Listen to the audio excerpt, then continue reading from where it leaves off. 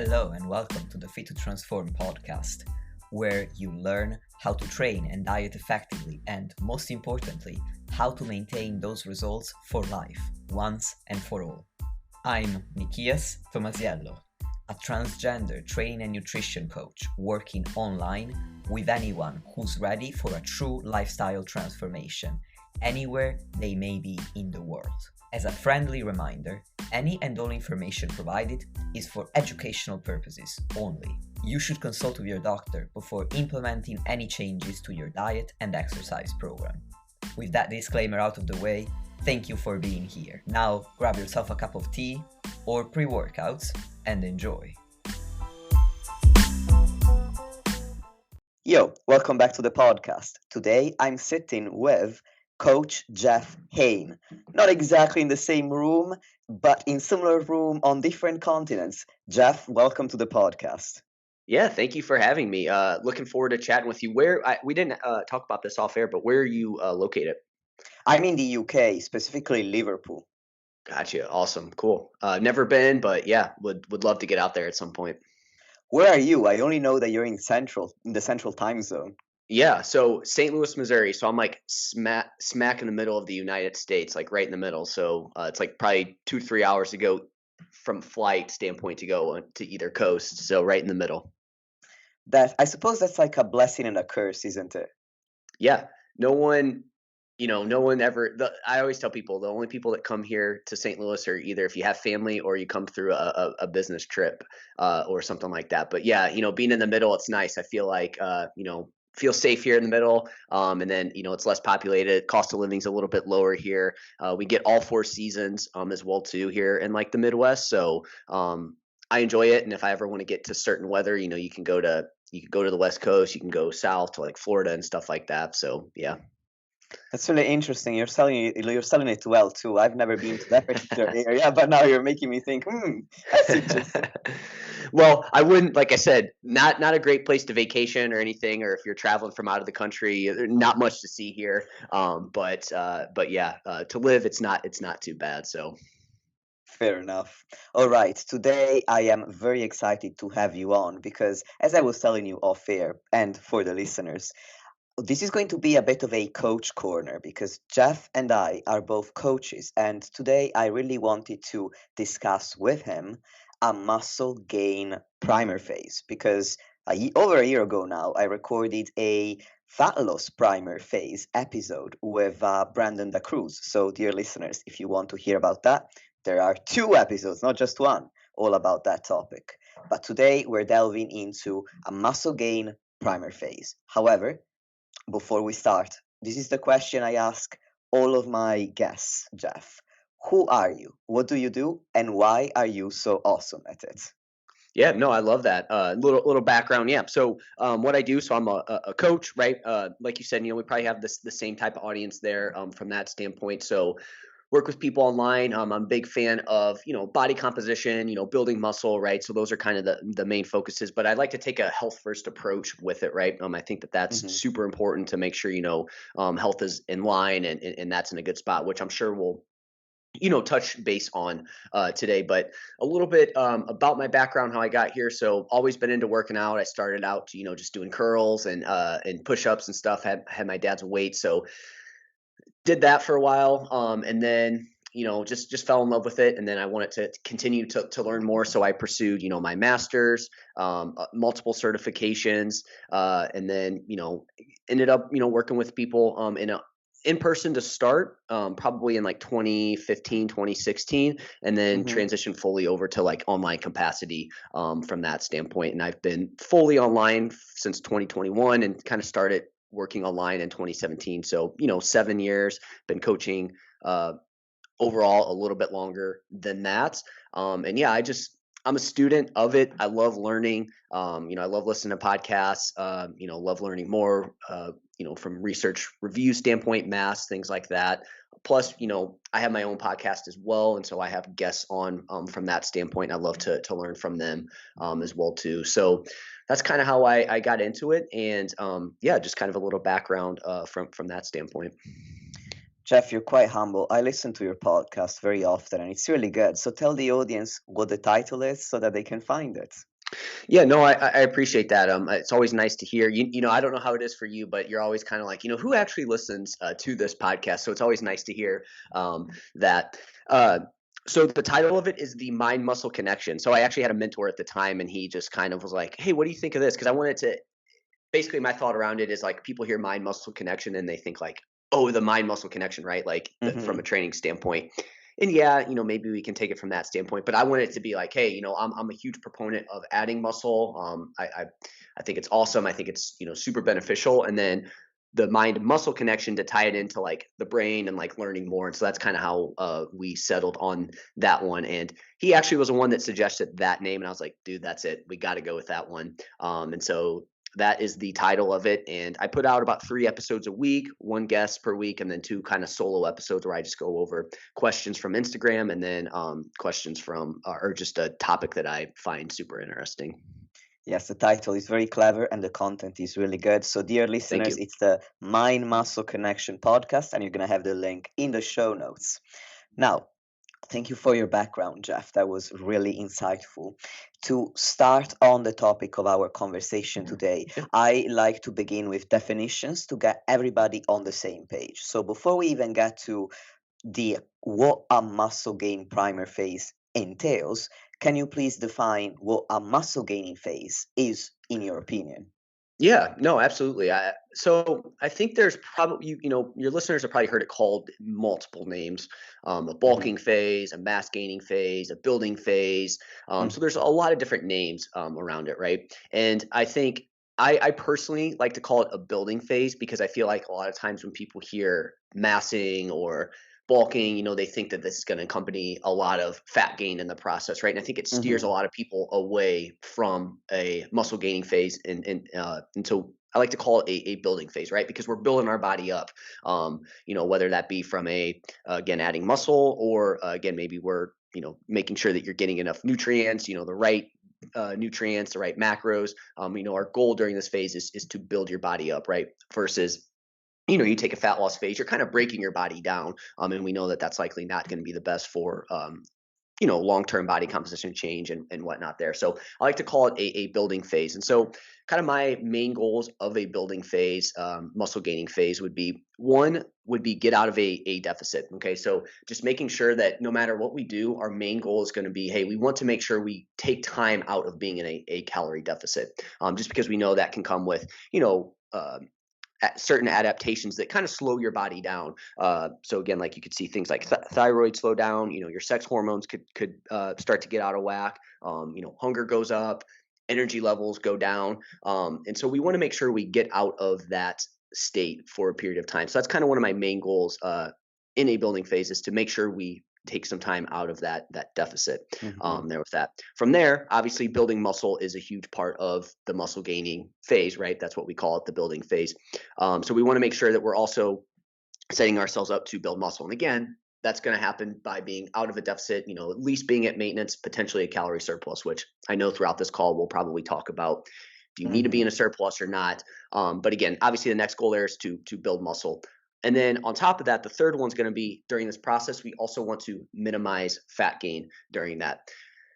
I, you know, I'm sure you've had a lot of listeners as well. Maybe you even did this yourself, where there was a period of time where you thought that, oh, hey, cool, I need to build muscle, I need to get big to do that, and so I'm just going to kind of force feed myself, and you just get in this massive calorie surplus. And you think you just need to eat anything and everything. It's kind of called like the seafood diet, right? Like you see food, you eat it, and that's kind of what Yes. people will call that. And so, but as we kind of learn more, you actually you don't necessarily need to be in this massive surplus, and as we'll talk about, you don't necessarily need to be in a surplus to build muscle either. But the bigger the surplus, the more weight you gain, the quicker you gain it, the more you're going to accumulate fat in that process for not a lot of extra muscle, if really not any extra muscle in that process. So I always go back to one of my first, like, I was always a kind of a small skinny guy, and I wanted to build muscle. And so I there was a football player that I looked up to, and he was super jacked, and I was like, man, I want to be like him. I'm 5'6", 5'7", so and he, this guy's like 6 foot, and I wanted to get as big as he was, and I'm like, oh, he's like 230 pounds, so I'm like, oh, I need to get up to that, right? But it's like, okay, how feasible is that for a guy that's 5'6", 5'7"? So I was like, I'm just gonna push the weight gain as much as I can, and just kind of force feed not necessarily force feed, but really just make sure I'm trying to see my weight go up. And I did get my weight up. I went probably from like 140, 150 to as high as about 190. And I Hmm. did build some muscle, but in that process, I definitely put on way more fat in that process, right? And looking back, it was good to gain that weight, but like I said, I probably put on more fat mass than I needed to. And so, that came with not as great of a look. You're the more body fat you have, it kind of hides that muscle you have. So you just kind of feel like you didn't really gain any muscle. And then obviously, if you want to try to get back to, normal body fat levels, you kind of need to cut weight, and that can come with some potential muscle loss if you have to lose a lot of body fat in that process potentially. And so we want to just be careful. So again, in this process, we want to make sure that we minimize fat gain on the way up. So again, not force feeding, because like I said, I've seen a lot of people make that mistake of like, oh, hey, this person's 230 pounds, I'm 200. Well, I need to get up to 230 pounds, and I just need to eat my way up there. And that's, we want to be careful with that, because that is going to come with extra fat gain, and then you obviously have to lose that body fat later if you want to have a good physique. So those are like kind of my three main goals of a building phase. And then also, looking at your biofeedback, your training and sleep. When I say biofeedback, looking at your energy levels, looking at like your gut health, looking at things like sleep, making sure training's in a good spot, and just making sure that you're also feeling good in that process, and making sure that's improving, right? Because some of those things can go downhill in a fat loss phase, like I talked about. So, kind of threw a lot at you there, but those are kind of the main goals and kind of the overview of a building phase. I don't know if you have any follow ups to that. So what I hear you say is that your main goals are to get out of a deficit, especially when it's likely been going on for a while and a substantial amount of body fat has been lost, and we're starting to get the side effects of prolonged dieting, prolonged caloric restriction. It's to add more muscle tissue, and it is to minimize body fat gain as well. And so, leading from there, you've mentioned quite a few times that you don't think that a large surplus is necessary for muscle growth, where keyword is large.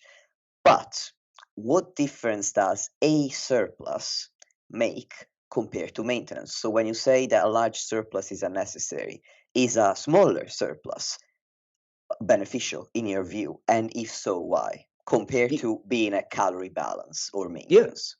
yeah, no, absolutely. I do think so. Based on what I've you know learned from other people, seen in the research, and kind of what some of the papers on this topic say, I do think that being in a surplus, a small surplus, right? And so, what is a small surplus? I don't like to just give numbers of like, hey, 250 calories. I like to go based off of somebody's body weight and where that's trending, right? So, Mhm. you're looking at about 0.25% to 0.5% of body weight per week, or maybe zooming out and looking at more of a month time span, maybe 1 to 2% of body weight per week, right? That's kind of that Mhm. surplus there. And these are based off, again, research papers. And then Eric Helms recently had a new paper on weight gain. And they did find that, as the surplus got higher and higher, again, they're gaining more than 1 to 2% of body weight per month. That's where you kind of start to see more fat gain versus muscle gain at that point, right? So there's kind of that Mhm. point of diminishing returns there.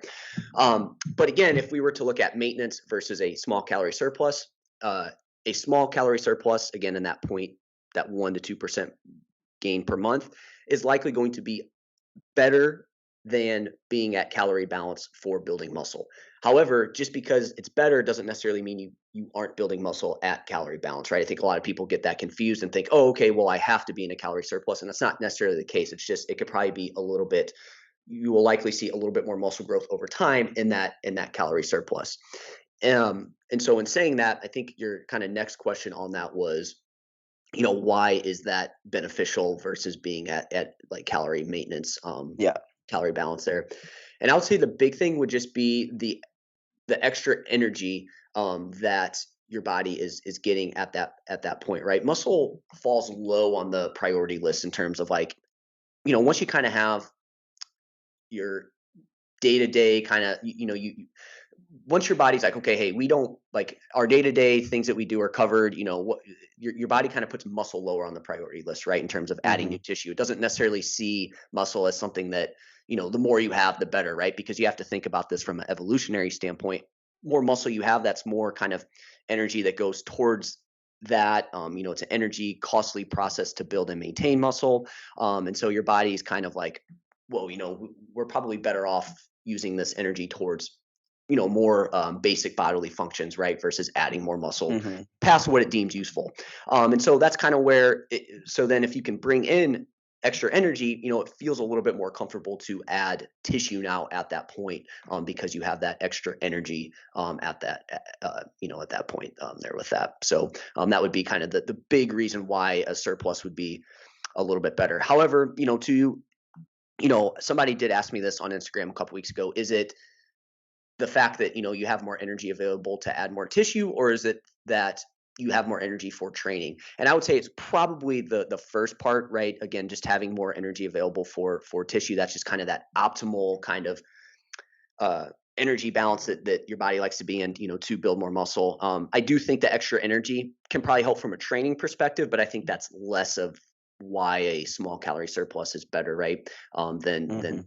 just, hey, it puts your body in that optimal position. Dr. Eric Helms, who I had on my podcast recently, kind of talked about building muscles kind of like a farmer, right? Trying to grow his crops, right? They're trying to grow their crops, and so like you want to get the right sunlight, you want to get the right fertilizer, you want to make sure it's in the right position, right? So you're kind of like making sure that all these things are in check there, and I thought that was a really cool analogy from that standpoint. I agree, and it's interesting you mentioned Dr. Helms and his most recent paper on weight gain because I actually interviewed him about it in Cool. episode 61 as well. So for the listeners, you want to hear about that? Go back to episode 61. That was the first thought I had based on what you said. The second thought I had was that what I understand you're saying is that a moderate calorie surplus, and you mentioned gaining at a pace of about 1 to 2% of original body weight per month, which is pretty much the rate of body weight gain that I also look at. Um, that is beneficial in that if your top priority is to build muscle at the fastest rate possible, then a calorie surplus will enable that. Essentially, the difference between maintenance and a moderate surplus is that a moderate surplus is going to encourage muscle gain at a faster rate. So, if that is your priority, that's why a surplus is beneficial. Can I add one more thing to that too? As you were kind of saying Absolutely. that, so yes, that, and then this is something too where, like, when you're trying to build muscle, and this goes Hmm. back to kind of my first point here of, again, one of our goals is to get out of a deficit, right? Yes. However, the body works on like longer time scales, shorter time scales, and obviously, if you're seeing your weight maintain, you're seeing it kind of slowly trend up. You are in a at energy balance, or you are in a surplus like over time, right? However, on the short term, one issue you could run into being at maintenance, maybe a little bit lower, is that you do potentially spend a little bit more time in the short term in a deficit. Right now, again, we have to think on a longer time scale here. Again, what happens over weeks, months at a time is more important than day to day. However, if you zoom in, it's probably up and down, right? You're probably sometimes Yeah. in a bit of a deficit. You're probably in a little bit more of a surplus. But again, over time, you're at maintenance or a small surplus. But even within that, I think one downside of potentially, being not being in a surplus is that is a little bit more time in a deficit overall. If that kind of makes sense, what there with that. So that would be another big thing with that.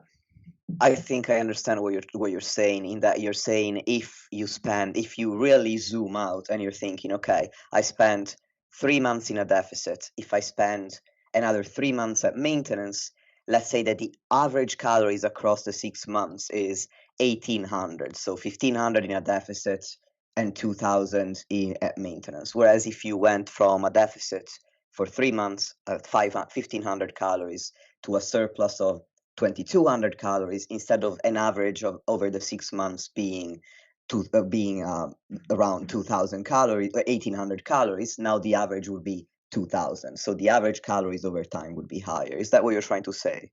Yeah, so that is true. Kind of what I was saying is like, let's say you are closer to your quote unquote maintenance calories versus Yes. somebody who's in a small surplus for 3 to 6 months. The person that's closer to their maintenance calories, I would say they're likely to spend in the short term in from a day to day standpoint, they have a higher chance of spending a little bit more time in a deficit in the short term versus somebody who is in that small calorie surplus over time. That person's less likely to spend in the short term more time in a deficit in the short term, right? Does that kind of make sense? So we're I taking see. somebody who's at maintenance versus somebody who's in a small calorie surplus. That person who's at maintenance, just because they're bringing it, they're uh, eating less calories overall. They're just at a little bit of a higher chance of in the short term spending more time in a deficit.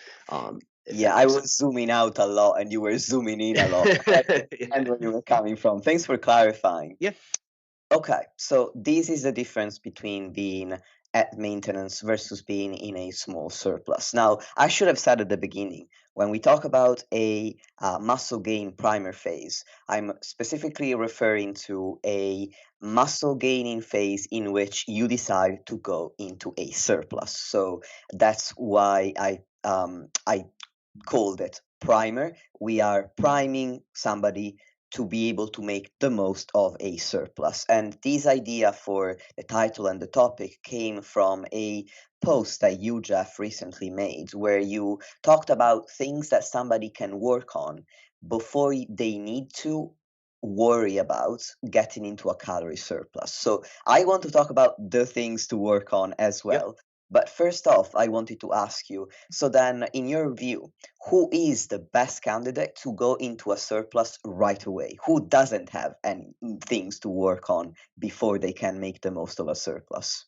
Yeah, no, absolutely. I real quick, I just kind of want to hit. Yeah, I'm glad you brought up this post because I think yeah, it was just kind of a thought I had where a lot of people think they have to be in a surplus to build muscle, and as we talked about, you don't necessarily have to, right? And we know too that even depending on, and this may go into who fits best for this, but even some people have a decent chance of depending on their training history, and again, we'll talk about what that looks like to potentially even build a little bit of muscle in a calorie deficit, right? Depending on what they're Yeah. doing. So we know for sure that you don't have to build or you don't have to be in a calorie surplus to build muscle. It can happen outside of that. And we talked about, what puts you in the best position to do it, but we know you can do it outside of that. And so, what I see here is I feel like I've noticed a lot of people start to really focus on like, well, what does my calorie surplus need to be? And again, they shy away from trying to focus on building muscle because they think that they are going to have to gain all this weight to build muscle, right? And we know that that's not the case. And so,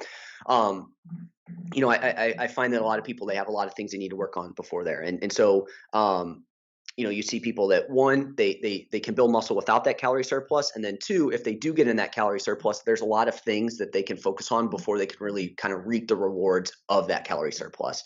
And so again, too many people shy away from building muscle because they think they need to bulk or gain weight, and then they eat in a calorie surplus when it isn't a good time, or they won't benefit from it. So I'll dive into kind of that what that looks like. So people that would be good candidates to go into a surplus right away. One, and this is literally this is the most important thing I think that you could say that this probably takes precedent over everything else that I'm about to say, but we Hmm. need to and it revolves around training. We need to make sure you know how to push your training, okay? But we also need to make sure that training is specific to building muscle too, right? Those are two big things there with that. And I think the third thing on the training aspect is we need to make sure that you can train enough. And what I mean by that is somebody kind of brought this question up to me. Hey, would you put somebody in surplus who can only train 2 days a week? And I'm just, I'm thinking, it's just probably not enough, right? So we need to make sure that you can train enough overall. Like if you can only train 2 days a week, that's fine. You can still make gains, but you probably would be better off being closer to your energy Hmm. balance versus being in a calorie surplus, right? But to go back to the training, what do I mean by just training needs to be there? You need to be able to push your training. I think a lot of people hear that and they just think, oh, I just need to lift heavier. I just need to really push myself. I need to get my heart rate up. I just need to feel super beat up, and that's not necessarily the case, right? We want to make sure that training is specific to building muscle. So, what are some of those things, right? We want to make sure that you have your execution dialed in, so that can be your technique. We want to make sure technique is you don't have to overly focus on technique, but you want to make sure you have at least decent technique, right? Make sure your tempos are good. Make sure you're at least getting some of your range of motion in the long muscle lengths from time to time, right? Like not overlooking that. So what I mean by that is in a bicep curl, just make sure that you don't always neglect that bottom portion of it, right? At least spend some time in there. Uh, Making sure that you take the target muscle fairly close to failure often, right? You don't have to go to failure every single time, but make sure that your muscle is the limiting factor there with that, right? So again, in a bicep curl, when you do it, is your bicep the thing that's failing, or is it your shoulders or something else? If it's your shoulders or elbow or other joints, it's like, you probably need to focus on your execution of that and get closer to failure there with that. And then and that makes it specific to building muscle, right? Whereas a lot of times people are like, okay, so I can do, sets of 2 to 3 in the back squat and gain muscle. And it's like, that will help you build muscle, but it's probably not, we could probably get more specific. You could probably be better with the rep ranges that you choose and whatnot there with that. So that's kind of what I mean by, we need to make sure we can push our training. We know how to execute it. We're using progressive overload, and we need to make sure that it's specific to building muscle, right? Sometimes just lifting weights isn't it's a good starting point, but you do need to get that dialed in a little bit more there with that. And then obviously, like I said, training enough. So to me, that's priority number one. A lot of times I see people that again are overly focused on a calorie surplus. They're like, hey, I've been training for 5 years. I weight train regularly, but then again, they don't do these things. And it's like, you're really missing out on, you're not going to reap the full rewards of the calorie surplus if this isn't there, right? And so a lot of Hmm. people that come to me, I can kind of tell them, hey, you can still body recomp. And I find that a lot of people they need to get that training aspect dialed in, and they need to make it more specific to building muscle. And Hmm. those are kind of some common things that I see there. You could also put exercise selection in there as a mistake, whether that be just not choosing the best exercises. Maybe you have exercises that are kind of overlapping, or maybe you just are like, uh, you think you have to do a specific exercise there. And again, we know that for building muscle, you can be very flexible with your programming, but you do want to make sure it does check some boxes off from there. And the biggest thing with this too, and this actually goes back to Eric Helm's study, and you said you interviewed him, so he may have brought this up, but one interesting finding is they found that again the higher surpluses usually led to more skin fold thickness increases, which was like they attribute that to fat gain. However, in the biceps specifically, they found that the biceps did have a little bit more growth with a little bit more of a calorie surplus, from my understanding with that. And the biceps had more volume, which kind of lends to the fact that, like, hey, if you can do more volume, you can really push your training and whatnot. That's going to be helpful with the calorie surplus, right? So that was kind of the big takeaway from there, and something that really just kind of fine tuned this for me. So I spent a lot of time on that one because I just think that is the most important thing, right? Um, Yes. is the training aspect. So I'll see. Did Can you I have any? pause? Yes. Yes, because I was going to, let's take these one by one so we can Yeah. also discuss. So training is the number one priority in my view as well, because training drives muscle growth. It's not nutrition. The surplus can help, as we've discussed so far, but it's training that drives it. And when it comes to that specific study that you mentioned, that study and talking about it with Eric help me articulate my thoughts on a surplus, and particularly in relation to training frequency, which is that I assign a surplus or a nutritional target in terms of calories based on the training stimulus provided. So when the training stimulus is too low, then the best way to build muscle and minimize fat gain is maintenance. As you mentioned, when somebody is training twice per week, the training stimulus is too low for the surplus to be beneficial, because you don't need to that much extra energy to reap the benefits of training twice per week. Now, one question I have for you on Yeah. this is, you said twice per week too low. What's the minimum number of training sessions that you would want a client to do to allocate a moderate surplus to them? Yeah. So I think on that number two, I wouldn't I would be careful with like saying for sure, like, oh hey, here's the cutoff, right? Like if somebody can Hmm. only train 2 days a week, but they really want to maximize muscle growth, they can really push them, they can get a good amount of volume in those 2 days. They're relatively lean, which I don't want to go too in depth because these are going to be some of these things that we'll talk about. Yeah. I think they could potentially get into surplus, right? So I don't want it to think of as this like set in stone, like, hey, it has to be this. Because Hmm. generally what I'm thinking, and this is my thought process on it and why I get here with like 2 days is probably low, is just because if you can only train 2 days a week, that tells me that there's a lot of other things going on in your life, and that's more so the limiting factor than the 2 days of training, essentially, right? Like for Yes. example, what would be times when you can only train 2 days a week? Maybe you have a new kid, maybe you got like school going on, or you're super busy with work. It's like that's probably not the best time to throw in a calorie surplus. So Hmm. I would say you could, again, depending on the person, I think 3 days there with that. I would be more comfortable with like 4 days, but I think you could get away with three. But for me to be the most comfortable, I think four days of training would kind of be that number there. Again, 3 days would be just very dependent on the client and their individual situation and like what's going on outside of the gym. Because I'm sure you have this too, where I have a lot of clients that they train 3 days a week, and they're family, but they have a family. Maybe their job's somewhat demanding, but they have their lifestyle, the lifestyle stuff kind of in place. I would be more likely to potentially throw that person into a calorie surplus at that point. So hopefully that kind of answered your question there on that. It does. My thoughts on when somebody's training twice per week, for one, it's the first thing actually, I have two thoughts. I'm trying to think of the best order to express them. I'll start with this one. So, not only can one be in a position or a season of life where the demands from outside of training are too much for a calorie surplus, but also if somebody's training twice per week, often they are also the kind of person that still needs to dial in their training, their specificity, their intensity, execution, everything that you've mentioned. So that's why I tend to think that the stimulus is too low. It's not just the frequency of the training, but it's the quality of the training. Typically it's not the kind of person who's maximizing every single session. But the second thought I had is that I'm glad you brought up the demands outside of training, because since it's more food, I think there's a common misconception that a calorie surplus is easy to stay on top of, whereas a calorie surplus pushes the body out of homeostasis like a calorie deficit. So it does take a toll on the body. For example, you may feel overtly full at times in a way that may feel uncomfortable to you. Digestion may be impacted. You may feel like you're on a schedule with your meals, because if you miss one, now you have 1,000 calories left over at night and you can't sleep at night.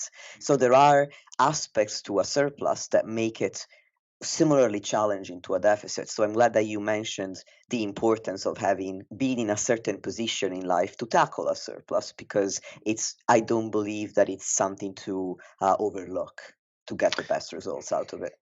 Yeah, no, absolutely. I mean, those are great points. The digestion is a huge one. That is definitely a point here that I wanted to make on that. So, yeah, that's another big one there with it. So, Awesome. So I think I have all the thoughts that I wanted to express on training. So you can move yeah, on to your next priority.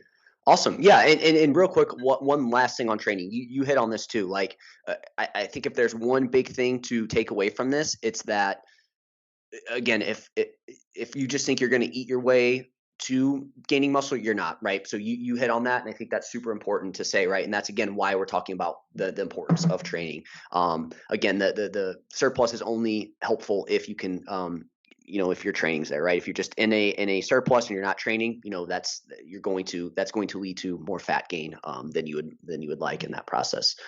Actually, that brought up a thought on Yeah. my end as well. So you said that you can't eat your way to muscle growth. I wanted to say that you also can't overtrain your way to muscle growth, because when we talk about a certain frequency, I wouldn't want anyone to think, oh, then the more I train, the better.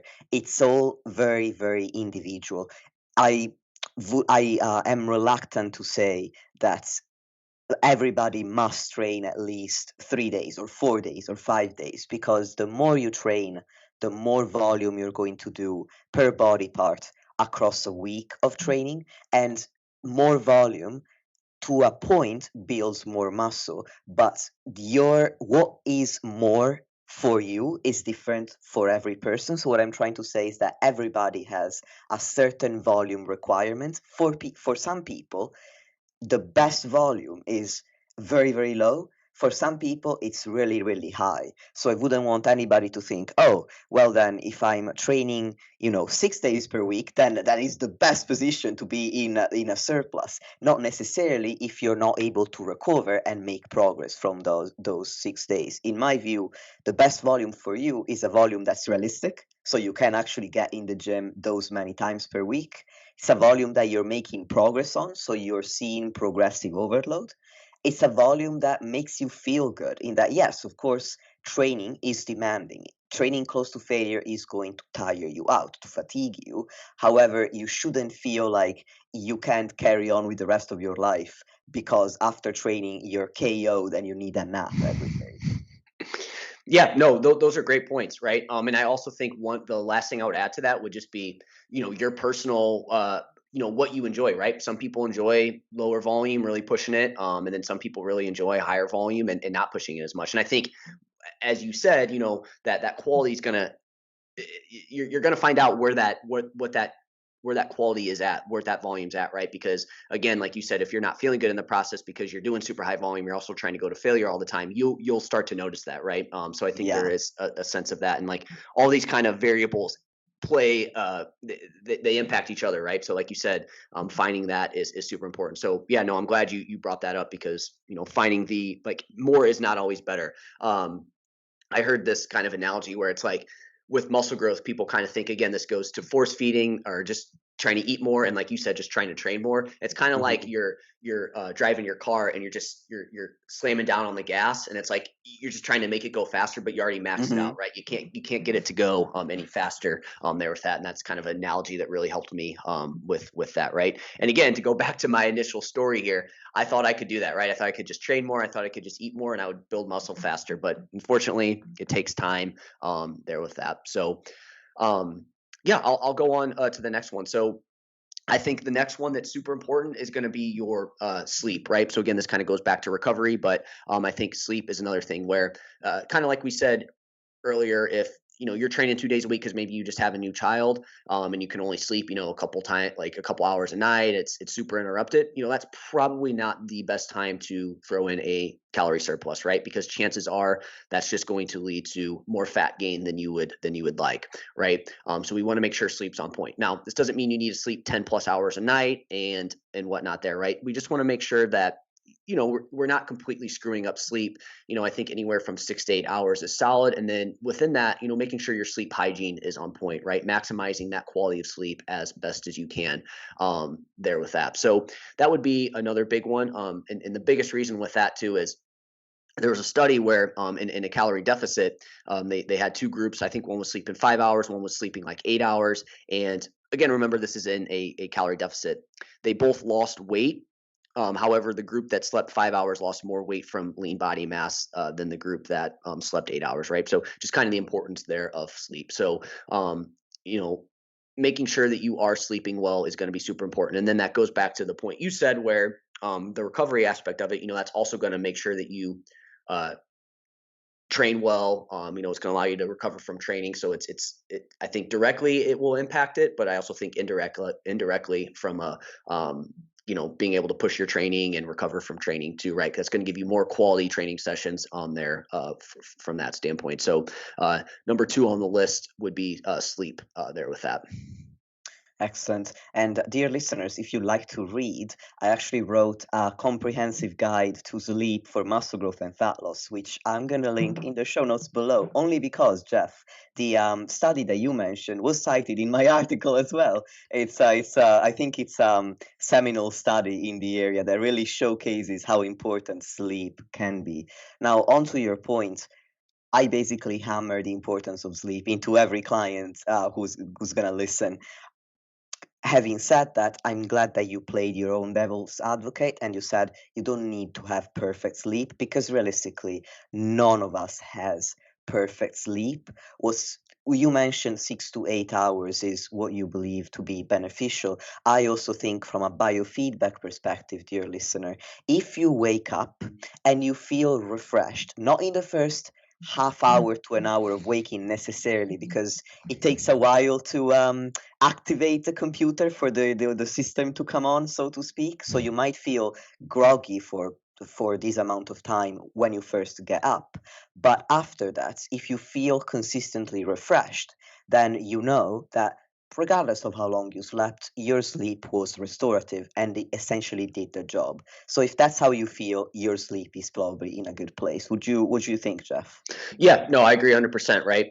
Go off of how you feel. Like you said, if you're just like throughout the day, just feeling super sluggish, and then you're also like just kind of like your brain just kind of foggy, chances are you probably didn't get great sleep. And then from there, obviously that article you talked about, like I'm sure you kind of go into, hey, here's some ways to improve Yeah. your sleep quality. But again, I think a big mistake people make with sleep is like they always just think it's more time in bed, which I do think can help, but I'm a big fan of making sure that that sleep quality is there. I think too many people overlook that sleep quality aspect of it. So making sure our sleep hygiene is in check there with that. So and then also, just making sure too, like what is your kind of like mindset around sleep? Because a lot of people, they don't get good sleep for a long period of time, and now they kind of associate like their bed and nighttime ritual with poor sleep, anxiety, and so like that's another big thing too, right? So and I think that comes back to kind of this like, oh hey, you need to sleep 8 to 10 hours a night, you need to get as much sleep as possible, and that kind of puts a lot of pressure on it.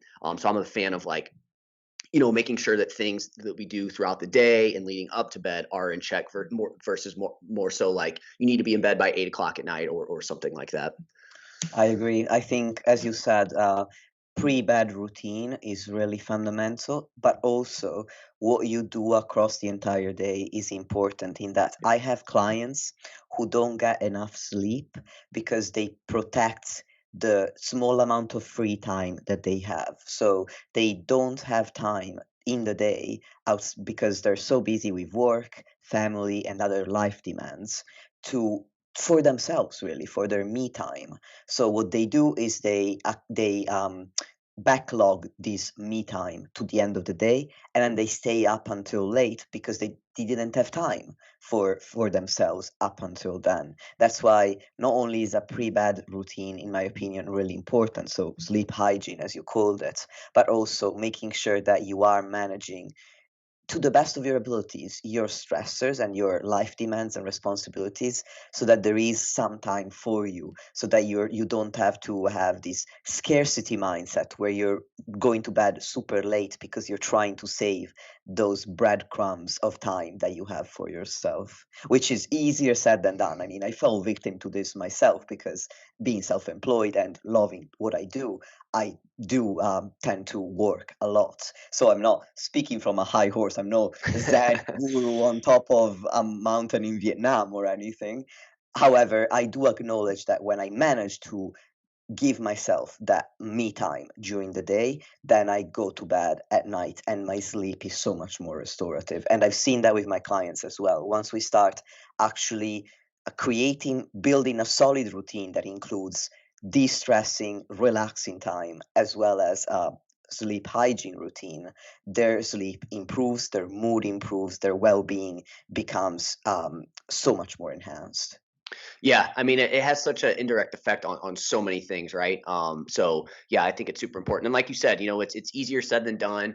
I just always tell people like, okay, obviously if you're, going to bed at 3, waking up at 6, well, obviously there you need to work on your sleep quantity and get a little bit more sleep. But it's you just want to make sure you don't completely screw it up. Like you said, hey, now you're staying up till 3 in the morning watching Netflix or something like that. Again, that we just don't want to completely screw it up there with that. So uh, yeah, I'm good for the next one. Yeah, me too. Cool. All right. So again, so far we've gone over like training needs to be there, sleep needs to be on point. If either of those are off, it's like you can probably work on those things first. Stay at maintenance.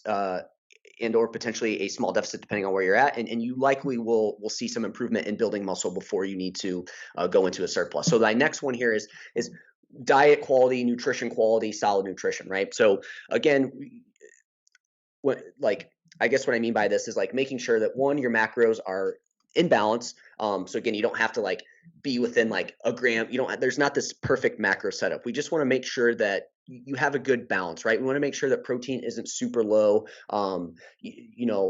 I'm a little bit more lenient with protein than I used to be, but I still think that you want to make sure that you're not completely screwing up protein, right? I think 0.7, 0.8 grams per pound of body weight. Sorry, I'm using the U.S. metric system here on That's that. fine. Go ahead. Um, I think that's like 1.6 to 2.2 kilograms. I Yeah, think it on is. that. Um, I think if you're around there, you've maxed out protein, right? Again, you don't need to necessarily do more. Again, carbohydrates and fats. It's like we just want to make sure we're not completely screwing those up. You don't want carbs to be super low. I don't think that's going to be great. So if you've always been somebody that's gone low carb, maybe increasing your carbs a little bit more can be helpful there, right? Fats, again, we just don't want them to be super low. So having or super high, because then that obviously will take away from carbs and potentially protein, right? So they all kind of interplay. So I think making sure you're eating the right amount of calories is super key. But within that, making sure you have a good balance of macros. But then to go take it a step further, what are those macros? What is that food made up of, right? If it's mostly just like tasty, super processed, kind of snacky type foods, well, you can obviously make an improvement there, right? We want to make sure that we're also fueling ourselves, with good vitamins and minerals, some nutrient density. Again, you don't have to just eat quote unquote clean all the time, but we want to make sure that we're providing our body with those vitamins and minerals that are important to really make your body kind of be in this optimal state from that standpoint for performance, for building muscle there with that. So making sure you have good quality nutrition is super important, right? Because a lot of times I see that people really have a lot of wiggle room there with that, whether they don't eat enough carbohydrates, maybe they eat too much fats, maybe they eat just their processed food to kind of quote unquote whole foods is off. Like there's a lot of wiggle room here with that that people have before they need to worry about being in a surplus there with that. So that's kind of my next big one there is solid nutrition, quality nutrition, and making sure that overall diet quality is good, right? Again, you don't have to be 100% whole food, clean diet food all the time, but again, making sure we have a good base during this period of time. Jeff, that's music to my ears. In fact, funnily enough, I just posted a story on Instagram where I was sharing and um, a check-in I had with a client where I gave her the homework of basically creating a food log based on my suggestions, and then I reviewed said food log. Oh, apologies. I don't know if you could hear that, but I got a call, stupid marketing call. I don't know if they happen in the US as well, Oh, but all over the time. here, it's awful. Anyway, moving on, dear listeners. I posted this story sharing how she then told me, "Hey, I created my food log. Have a look. Tell me what you think." And when I commented on her food log, I didn't just stop at, "Oh, your macros look good." I then moved on to assessing her food choices because I feel that if it fits your macros, that movement whereby as long as it's within your calorie range and your macro range, then you can eat whatever you want, was really liberating for some people who used to believe that you must eat only whole foods or else.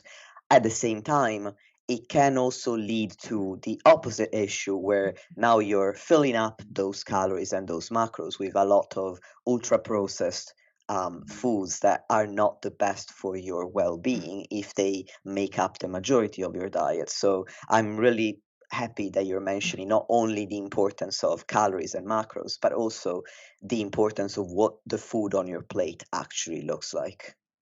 Yeah, no, it's super important.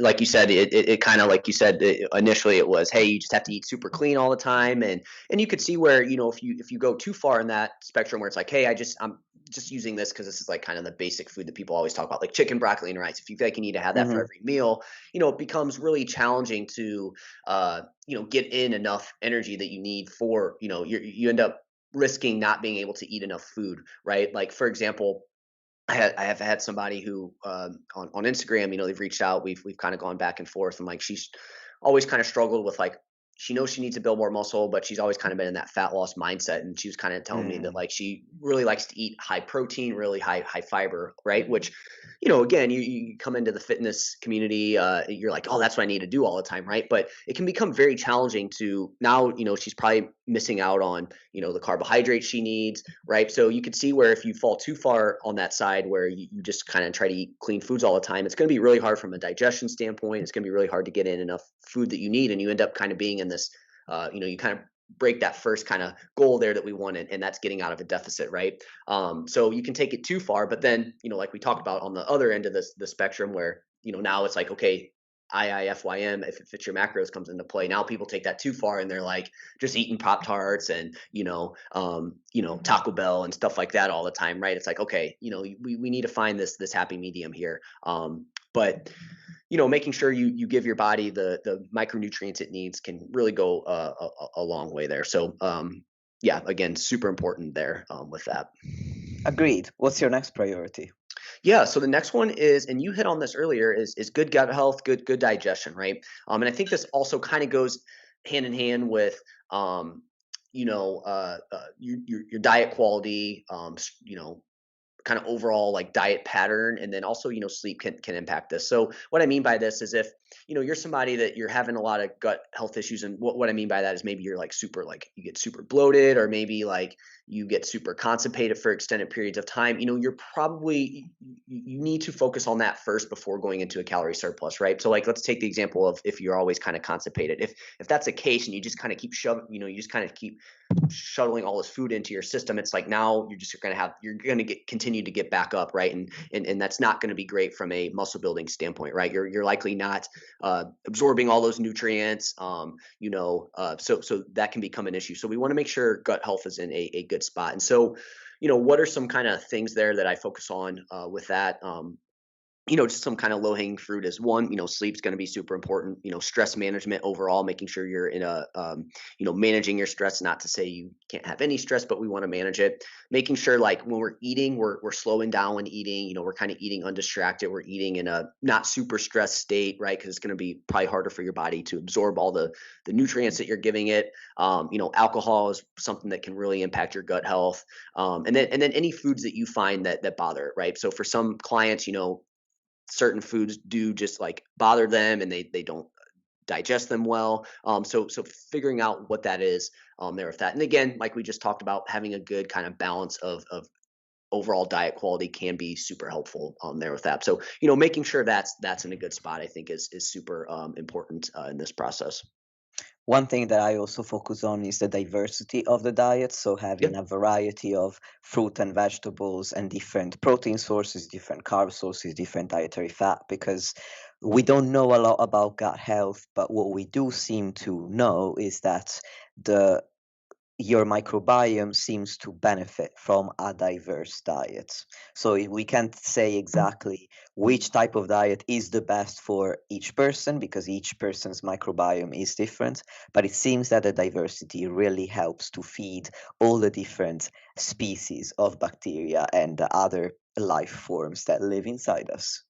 Yeah, no, absolutely. I think you summarized that very well. And again, I think these like kind of the big things I see here that are kind of low hanging fruit for people is the slowing down when eating, right? Like, Yeah. if you are maybe you're somebody who's tried calorie surplus in the past, and like that's a lot of food for you, and like you've just tried to really eat a lot of food in a short amount of time. You may want to look at that.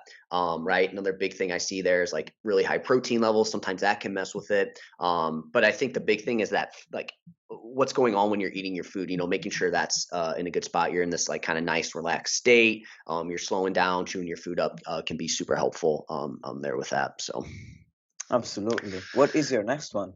yeah. So the next one is going to be your body fat levels. Okay. Mm. So somebody who is on the leaner side. So, when we're talking on the leaner side, what is that? I would say for men, probably sub 8 to 10% body fat. For women, we're looking at about 15 to 17% there on that, right? So and the reason being is, if you're leaner like that, you being at maintenance or in a deficit is not going to put you in a great position to build muscle, right? So you're likely somebody who's going to respond well to a calorie surplus. Now, again, we need to make sure that these other things are on point beforehand, the everything that we talked about before here. But you're going to be somebody that's going to be a little bit more receptive to a calorie surplus at that point. So, your body fat levels are going to be key, right? So if you take somebody who's 15 to 20% body fat, you know for men, or again, maybe 25 to 30% or higher for women, like that's where you're likely going to be better off being a little bit closer to maintenance, or potentially you have a little bit more room to recomp, especially if these things that we already talked about aren't off. So I think body fat levels are a big thing, right? So common thing here that I see is somebody's between that 15 to 20% body fat levels, and they're like, should I bulk or should I cut? And it's like, well, you kind of have some wiggle room here to, again, you could, depending on if you've been in a deficit for an extended period of time, you likely would be better to go closer to your maintenance. If you're somebody who has maybe been in a surplus because you haven't really been tracking, or maybe closer to maintenance, well, you might be able to be in a smaller like a very small calorie deficit here, and see kind of some recomp, especially if these things that we already talked about are off. So body fat levels are going to be a big thing there as well. The way I look at body fat levels is circling back to what you said at the beginning from a health first perspective, which you said that you like to take. If somebody has obesity or if they are overweight, then adding more body fat, even if you build muscle in the process, is going to have a cost for your health. So that's why I would be reluctant to assign a calorie surplus to somebody until they had at least what would be considered standard body fat levels for their size. Now, on the other end of the spectrum, when somebody is actually classified as underweight, that's when I would want them to put on not only necessarily muscle, but also that's one case in which putting on body fat is potentially beneficial, because if your body weight is relative to your size is classified as underweight, then adding muscle is going to be obviously beneficial, like it is for everyone, but also adding a little bit of extra body fat is going to be helpful for your well being, because there's a range of body fat percentages within which your body feels its best and it's thriving. And if you are underweight, you are likely below that range. And I've talked about this range before. It's based on the Speaksman's model. So I'm not going to belabor the point, dear listeners. You already know this if you've been listening to me for a while. I rant about this all the time.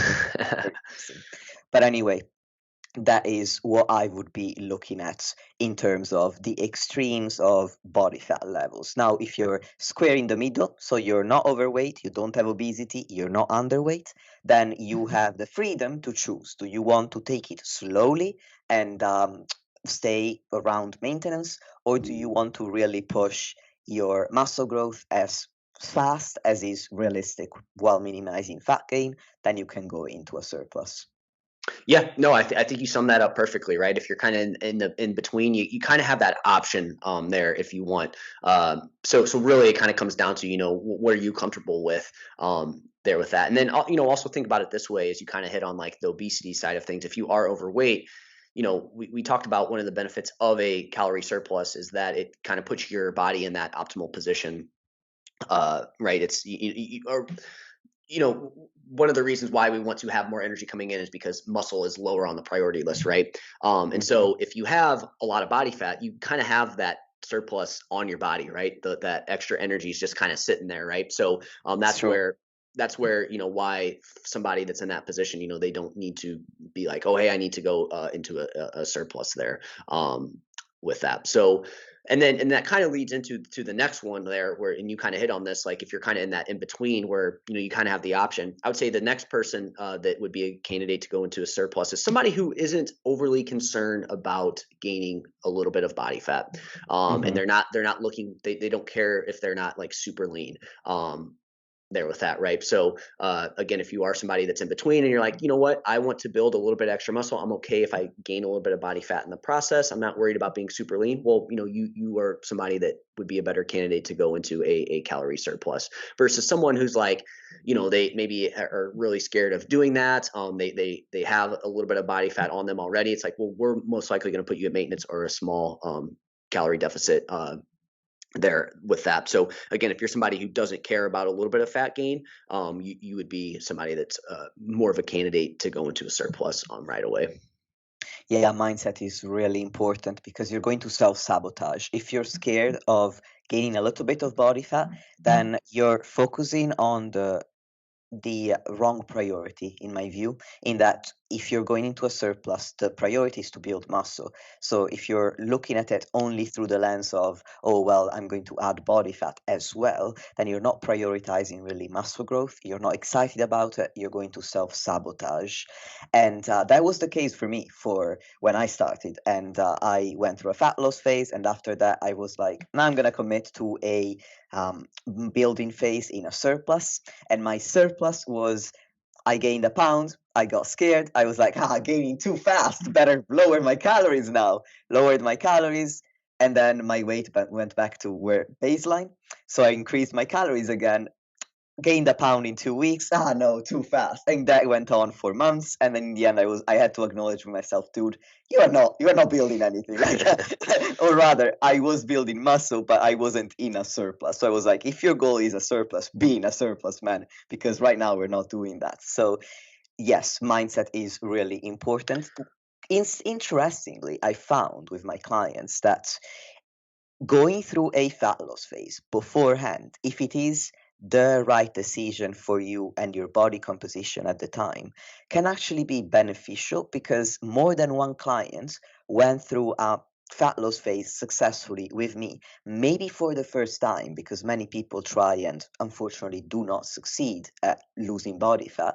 And then they told me, with you, I learned that I'm capable of losing body fat, so now I'm excited about a surplus because I know that if I gain a little bit, I can lose it again because I've done it before. So interestingly, potentially a fat loss phase could help gain the skill and the confidence to go into a surplus afterwards, provided again that it is right for you at this stage in your body composition experience. No, that's a great point. Yeah, like you said, because then they kind of have that, like you said, that confidence that they can do it. Again, on this too. Oh man, I had a thought. It's going to come back to me. Don't worry. Oh, okay. So this is what it was. I think it's really important, for somebody who is worried about seeing any weight gain. I always like to bring this up. There's two different scenarios. You have the person who is uncontrollably gaining weight because they're not tracking anything, they're not weight training, they're not focused on their nutrition, they're not focused on sleep, their diet quality is crap.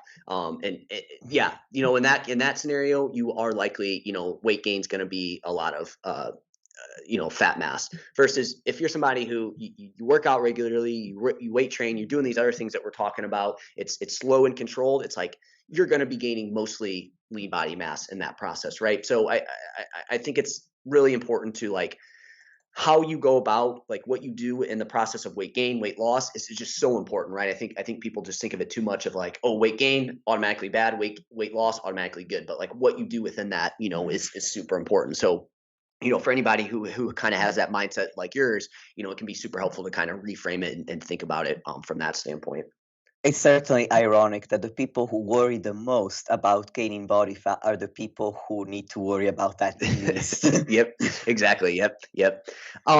And then my last one here, and this before I say this is very dependent. Okay, I know everybody has their goals. However, and I'll explain why I put this. I would say in general, who's the best candidate to go into a surplus right away? If we're going to look at genders, I would say men. Okay, biggest reason being is if we were to compare men versus women, women typically are going to they need to have more body fat, right? They're always going to have a little bit more body fat on their body. And as we talked about, that is very like body fat is energy dense, right? That's a storage form of energy, right? So women are always going to typically have a little bit more body fat in general, if you were to compare, right?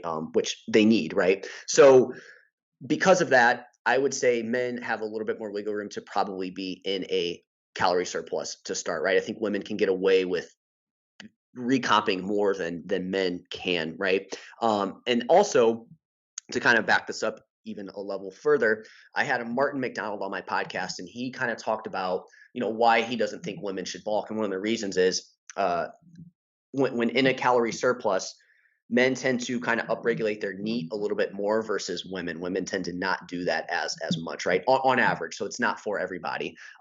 So if I were to compare 1 to 1, I would say men are going to be more likely to be in a calorie surplus than women.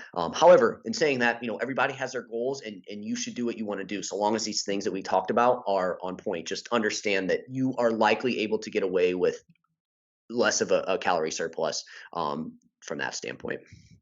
That's certainly an interesting perspective that I had not heard before, actually. And it brings to mind a podcast that I recorded with another guest who was talking about sex-based differences in training and whether there are any. And this was Dr. David Nolan in episode 73, dear listeners. And we talked about how people assign female at birth just for inclusivity of language.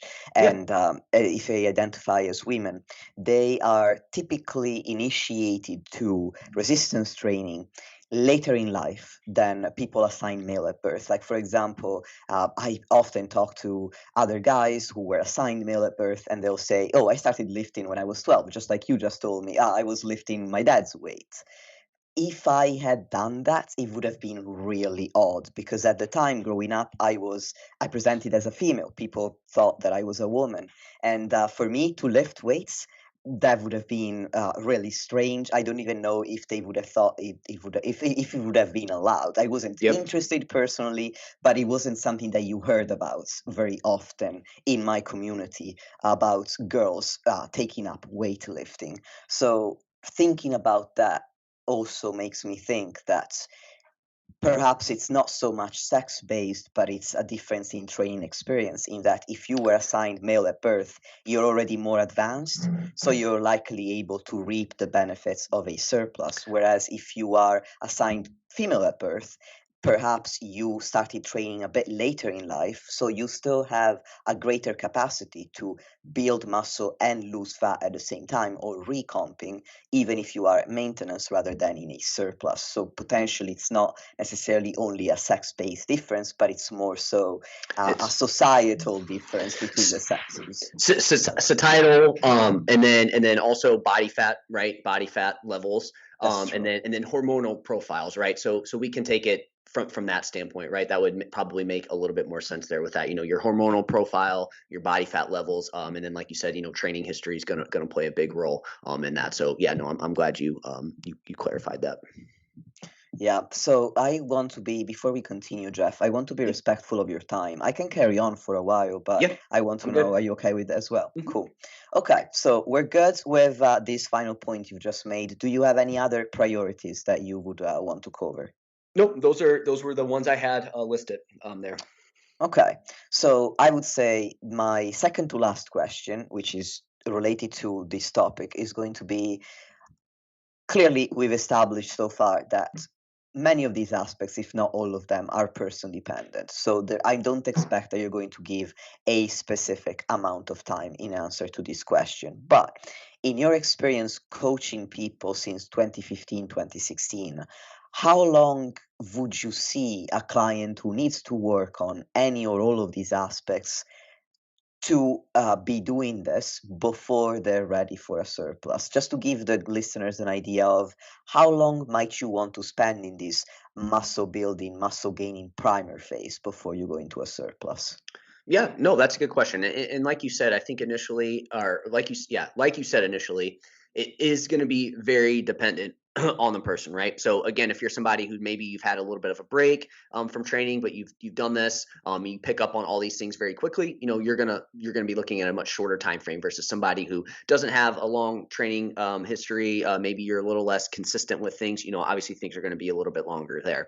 I would say on average, a good time frame would be try to commit to this for at least 3 to 6 months. I think this would be a good time frame to focus on this first and really get these things dialed in before Hmm. feeling like you need to go into that surplus, right? So really commit to it for, like I said, I think 3 to 6 months is a good time frame, but understanding that, hey, it could be a little bit shorter than that.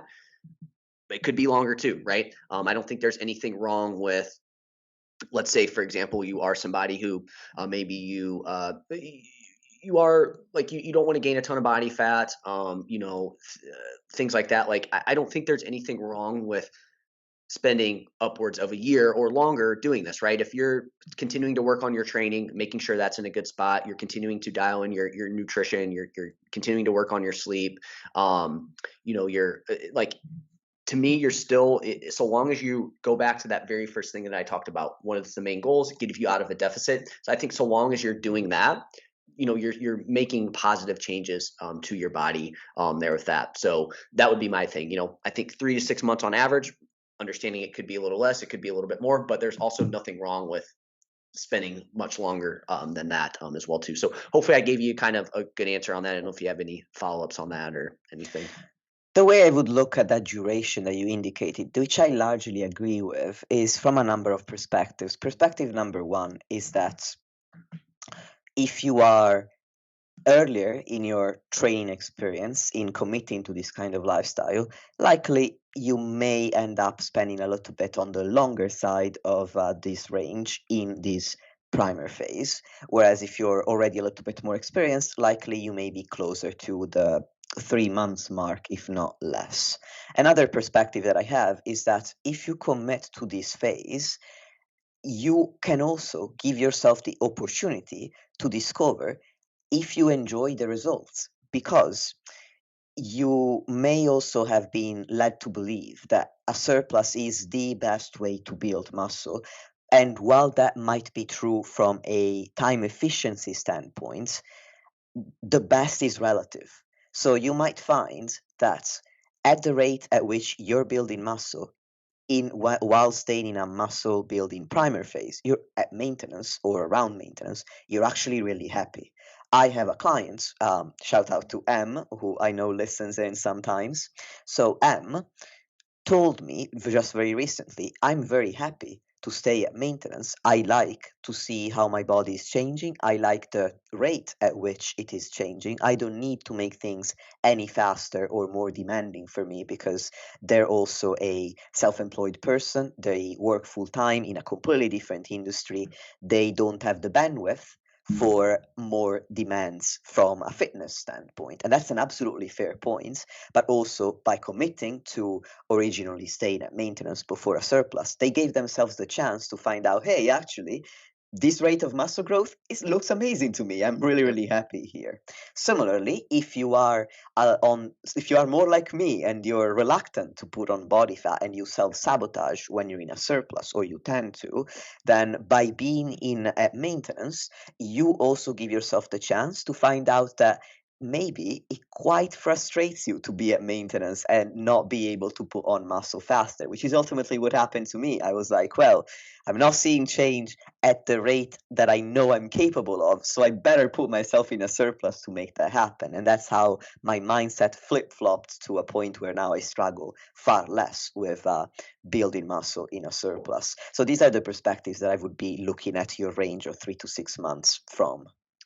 Yeah, no, I think that's great. I think you summed that up good, and also like, maybe it's again kind of a thing where we kind of name it, right, where it's like maybe this is kind of it's a primer.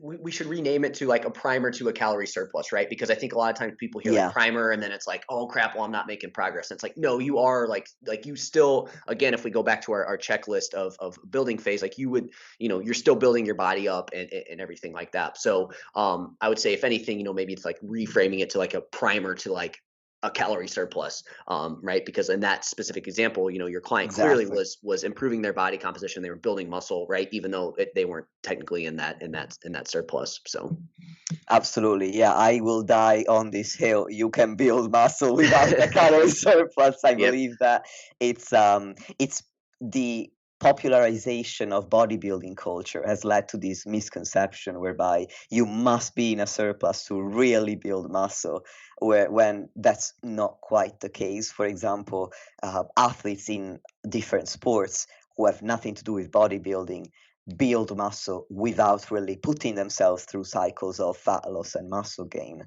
Yep. because they are consistent with their training.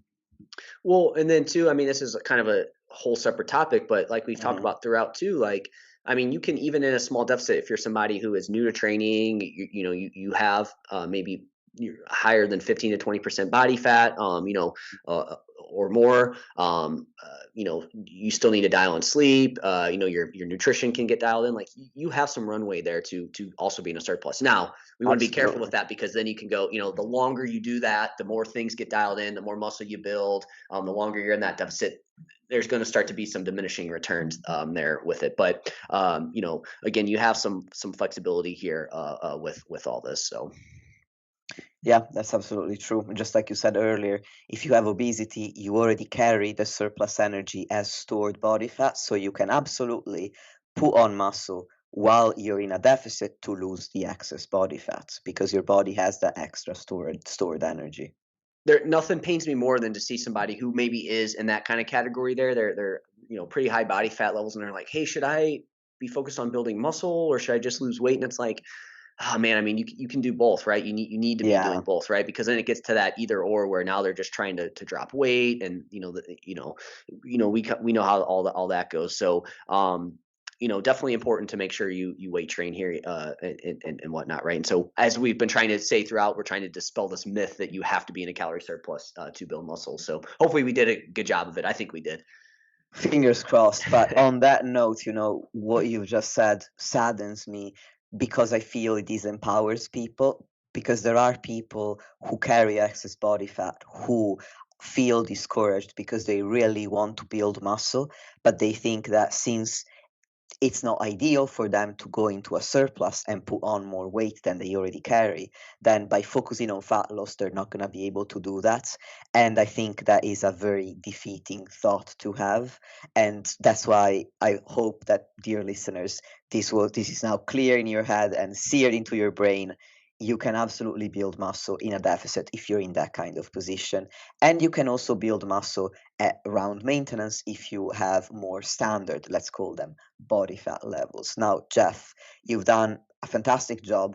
I think that this is going to be really, really valuable. And I also stole an extra 15 minutes of your time, which I really appreciate. Yeah, no, it was Now, fun. to end the podcast, I want to ask you where people can connect with you so that I can add all these links in the show notes. Yeah, real quick, can I do kind of a quick summary, some takeaways Yes, let's do for that. this real Actually, I quick? should have asked you, is there No, you're anything good. that you want to add to put a bow on the episode? Yeah, no, first of all, I love spending time talking about this, so I appreciate it, and I'm glad we are able to connect, and even if it was a little bit longer, I think a lot of useful information here. So I do just want to go over a few quick takeaways, and then I'll kind of go over where people can find me and everything. So again, my takeaways are most clients have a lot of things to work on before needing a calorie surplus to build muscle, which we talked about throughout. Therefore, can build muscle at maintenance, or like we talked about in some cases at a small deficit. By focusing on these things first, which the things we talked about, a client will see a good recomp in this process, right? Again, without having to be in that surplus, you'll see that recomp. You'll add some muscle, maybe drop some body fat as well, depending on what's going on there. If these are dialed in for an extended period of time and you want to continue to add more muscle, then a surplus may be a good choice for you. But in some cases, you may not ever need to be in a calorie surplus, depending on goals, right? If you're not trying to be the most muscular person, you might not need to even ever be in that calorie surplus if you don't want to. However, if you decide to go into a calorie surplus, just make sure you have these other variables in place, as they are just as important as the actual surplus is itself, right? Again, there's no magic to the surplus unless you have these other variables in place to supplement that surplus.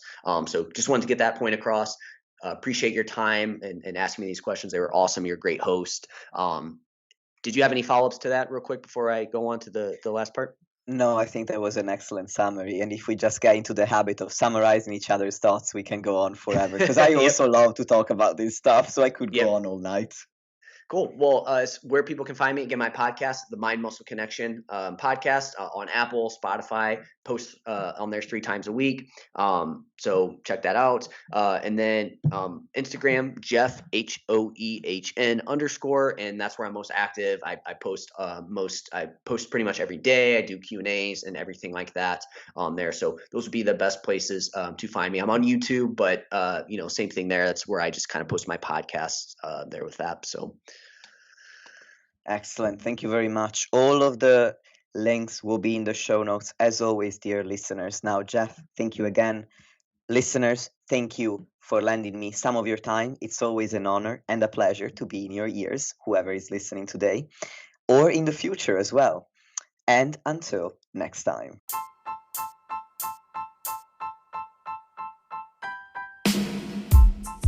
Lastly, if you want to support the podcast and help me reach more people, please leave a 5-star rating or review on any podcast platform that you're using. Thank you very much for listening, and I'll speak to you soon.